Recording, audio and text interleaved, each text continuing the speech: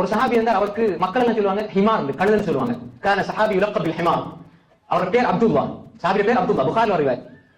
அவர் ரசூலுல்லாஹ் இடத்துல வந்து ரொம்ப ஜோக்கா, ரொம்ப நகைச்சுவை நடந்து கொள்வார். சஹாபாக்கள் எல்லாம் அவங்கள ஹிமார், நம்ம சொல்லுங்க கழுத மாதிரி சொன்ன என்ன அர்த்தம், அந்த அக்ரிணியாக பயன்படுத்தவில்லை, எதை சொன்னாலும் ஏறாது அப்படின்னு சொல்ற அளவுக்கு இருந்தார்.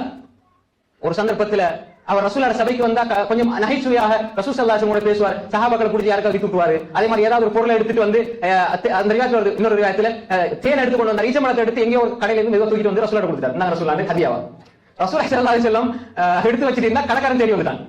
சரியான ரிவாயத். கடைக்காரன் பிசினஸ் பண்ண தேடி வந்துட்டான். ரசூல் ஸல்லல்லாஹு அலைஹி வஸல்லம் நான் எடுத்து வந்தேன், நீ காசு கொடுத்துருங்க மரியாதையா.